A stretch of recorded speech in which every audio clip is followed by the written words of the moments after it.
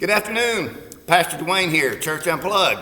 Want to introduce you to Pastor Steve Meyer with Joy Lutheran Church in Prescott, Wisconsin. He's part of our synod. I think are you the furthest west? Pretty much. Yeah, right on the river. So you're right on the river, the furthest west in the synod, almost in Minnesota. Yeah. So, do you have more Vikings fans or more Packer fans? There's a mix, but leans probably still towards the Packers. Okay, well, I know my people will be happy to hear that. Yeah. There are more Packer fans here. But yeah, we're here today, and one of the things that really struck me, and we're going to go into this, is this beautiful painting behind me you see here. I noticed that when I walked into church, and I had one idea when I came in here what I was going to talk about. Then I saw this, and I'm like, okay, we're going to change some of what we're going to talk about. But the church here in Prescott, Joy Lutheran, you said that it started up in the 70s. Yeah, early 70s. So. Early 70s. So a lot of the charter members are still here and worshiping in the church. Yeah. So how many, you have several generations here with that also? Yeah, so it's a real mix between people who are relatively new, younger families, as well as some of the older ones. And so, but it tends to be a younger congregation. I don't have, we have very few shut-ins, very few in the nursing home, lots of little kids. So. Okay, a lot of little kids, and that's always fun to have little kids around. And one of the things I noticed that when I came into the church is there's a space for kids for a playground for them to play in, and I love seeing those in churches when they can fit those in. Of course, too, at Gilman Lutheran and Spring Lake Lutheran, they're already kid-friendly, and the kids we always say we're a Roman church because the kids roam, and they sort of find their own areas to play there, but to really have a spot for kids there, and this setup is really great. Again, with a little bit of history here, this is a newer church with a newer sanctuary. You can tell that it was built in the 70s, because of the style that it has. And and you've seen the styles before. Most of us have been to other churches. But the 70s and the 80s church styles, when they were built there, were a lot more open in their sanctuaries. Instead of having the pews and stuff in just a direct row, and you come down the center and you had stained glass on the sides. Here, without giving you the description, you'll have to come and see it yourself when everything's opened up. Is that they don't have the stained glass. They have clear windows to see outside, which for ADD people like myself, that would be me staring out the windows during a sermon. Hopefully not when I'm given one, but it is more contemporary in its look. More vaulted in the ceiling. The technology, the space was already built for technology instead of having to build into that space with some of the new recording technology and the new audio technologies we have.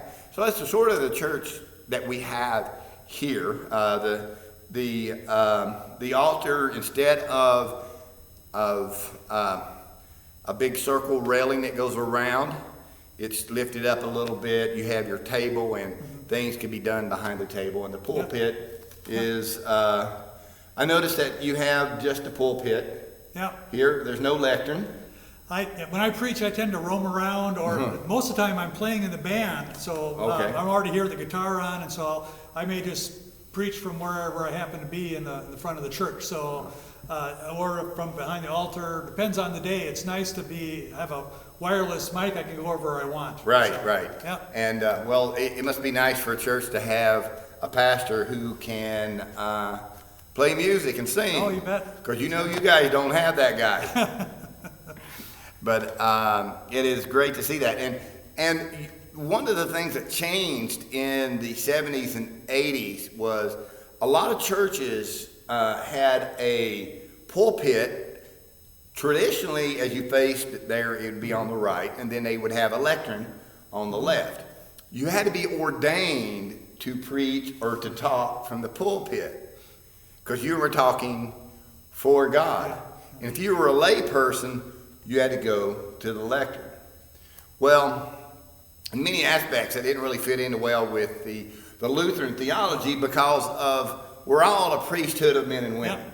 So in the 70s and 80s, as the newer buildings came in, what you would see is a pulpit, and it was used for the lectern, and everyone would speak from there, which was theologically still would fit better into the Lutheran theology. But it is I'm not saying that it's wrong that we have one, a lectern. We don't need to remove it, but because it's tradition. But that is one of the explanations of why many of the new churches you won't find a lectern, because everyone uses the pulpit. But to the thing that really struck me here, and then that's when I'm going to let Pastor Steve take over, is this beautiful painting behind me. It has so many things to speak to, and he's going to speak to that. So, Pastor Steve, if you can, how did you come up with, how did this come together?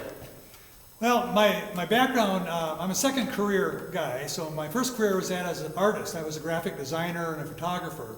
And so I did that for a number of years before going to seminary, doing that. And so one of the things, I drew a picture just on a small piece of paper, this picture, and then I just transferred it, blew it up onto a larger scale. But I didn't want to just be me painting a painting. Right. I wanted the congregation to be involved in it. So we made it paint by number. So we drew the design on there, and then I put little numbers in each section. We broke it up so it looks sort of like a stained glass window. And then we put little numbers and keys, and I put numbers on the paint cans, and we let the congregation come in and do all the painting. Now, it was, we had like about 20 colors, and we had kids from as young as 4 years old and as old as 85 painting on this. And so we had it set up so after church on Sundays or on Wednesdays during Lent before the COVID stuff hit, people could come and they would come, or during the day they'd come and just paint. And it took us about a month to get all the little pieces painted in. And when we first started, you didn't know what it was going to look like because all you saw were numbers on a white canvas. But as people put the colors in, the design started to emerge. But I wanted to have lots of different images here. It takes the longer you look at it, the more you see. Oh, yeah, I understand that. But I wanted to understand. First of all, I wanted to have this huge rainbow. I know I wanted a big rainbow. I wanted to say this is an inclusive place, and the rainbow for us is that symbol of total inclusion, God's love for all of creation, and so God's promise of His love. And so, but I also know that life is. We have the sun. But we also have the rain clouds because that's both part of it. And you don't get a rainbow unless you've got both rain and the sun. The hard times, the good times, God's presence through it all. So we started with that. We wanted to have, since it was Easter, for us the butterfly is just this powerful image of new life. And so we wanted to feature the butterfly. We have the empty tomb. We have the disciples coming from the road to Emmaus. We wanted sacramental images, so you can see the baptismal font, you can see the chalice and the loaf of bread. The risen Christ, with these powerful words, Jesus lives. And we wanted to make sure Jesus didn't look like he was Norwegian, right? And so we make sure that we've got, and for some people that may push their comfort level a little bit, but we're reminded that Jesus wasn't white, right? Yeah, he was came from the Middle East. Came from the Middle East, lived Palestinian. Yeah.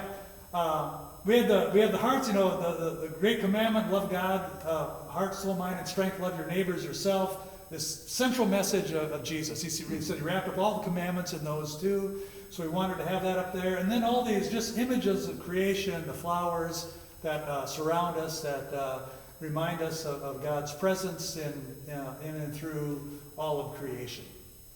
And then we have the little spirit moving there too, my little wind currents. We could see, wanted to have that moving there as well. So yeah, it was a fun project to put together and see the congregation all take part in this. But since it got completed during the COVID time, many members of the congregation have not seen the whole thing in person. I've seen pictures of it, but until we get back into the space again. Well, maybe if you haven't seen it, Pastor Steve will have the link to the video too, so. I'll make this you can available. share it. You Make it bet. available to people at Joy Lutheran too. Yeah. And you can also join me on the rest of them too. I'm not selling anything, but you're more than happy to look. So for my Joy Lutheran brothers and sisters, this is a church unplugged. Basically is that I meet with someone. There is something in their congregation that's unique. This was very unique. I didn't know about this when I came here, and it spoke to me. The Spirit speaks, and we're speaking to that today. So, and we hit record, and whatever comes out comes out. You know, we don't do any editing or anything like that. So, what we get is what we get. But Pastor Steve, this is absolutely beautiful, and it speaks so much to.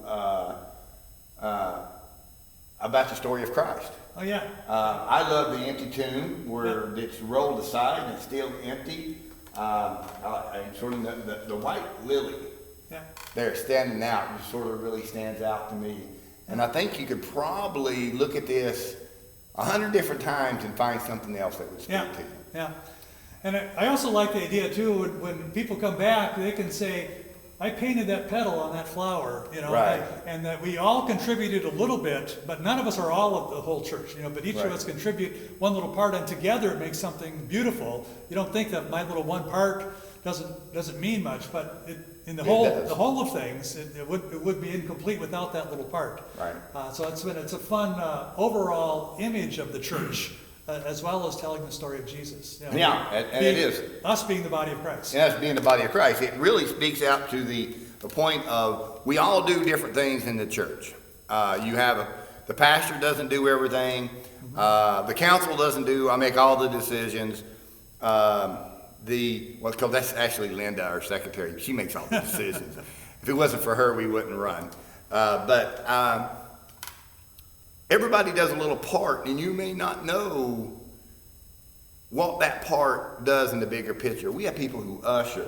We have people who are a treasurer, and they count the money and the funds coming in. And then you have people who are carpenters, and they fix things on the church. The ceiling may leak, which we really have, and they go fix that, you know.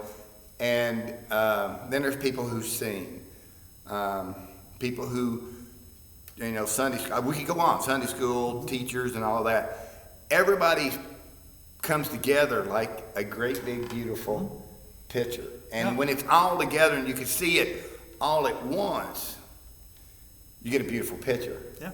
And in some aspects, that's sort of how I feel when God looks at his church.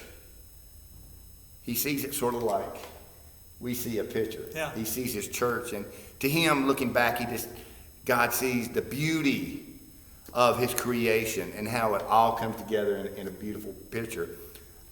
A lot like this right here. Very beautiful job there. Thanks. Pastor Steve. I appreciate you sharing that with me.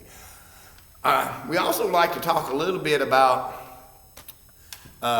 with the COVID-19 and when I called Pastor Steve up, I told him, I said, you know, we get a day-to-day change. I said, no, really, it's like an hour-to-hour change on how things go.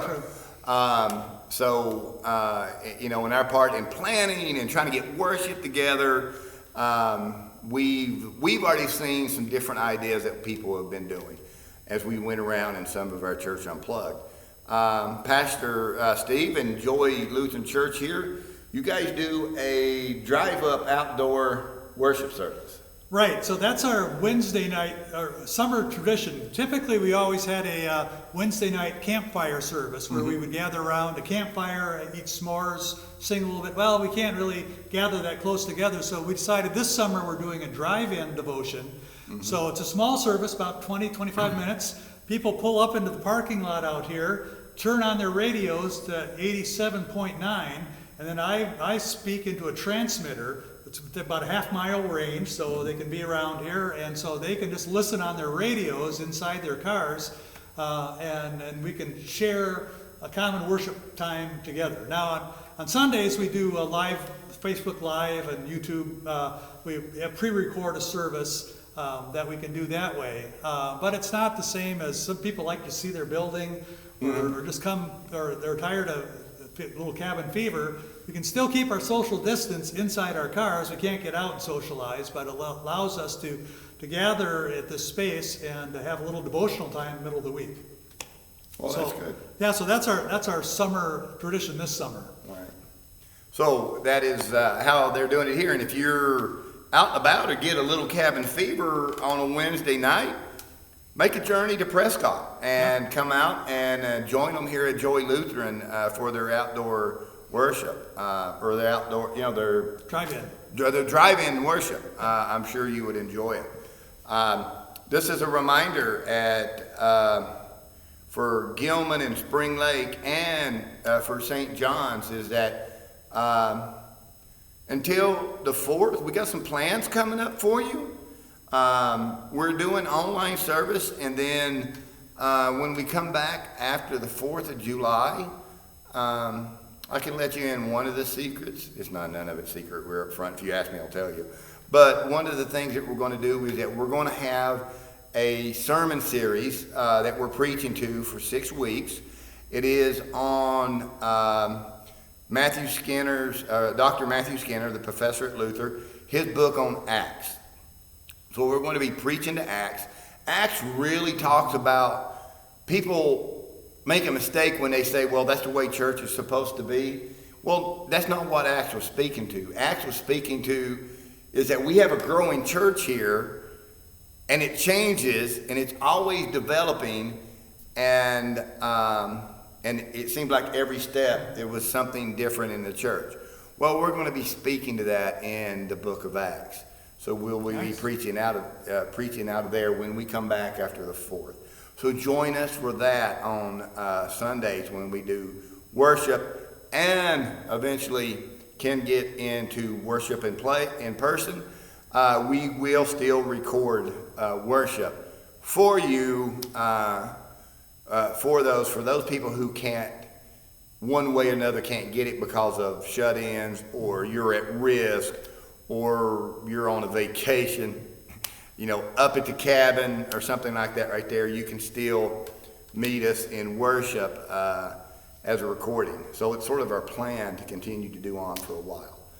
But I want to thank Pastor Steve here at Joy Lutheran Church for sharing his sanctuary and sharing his time and his space and his beautiful picture here. I really struck by that, and thank you so much for sharing that. Glad to. All right. Well, I will see you on Sunday or Saturday or Monday or Tuesday, whenever you decide to worship. And you have a blessed week. God be with you. God be with you. Okay.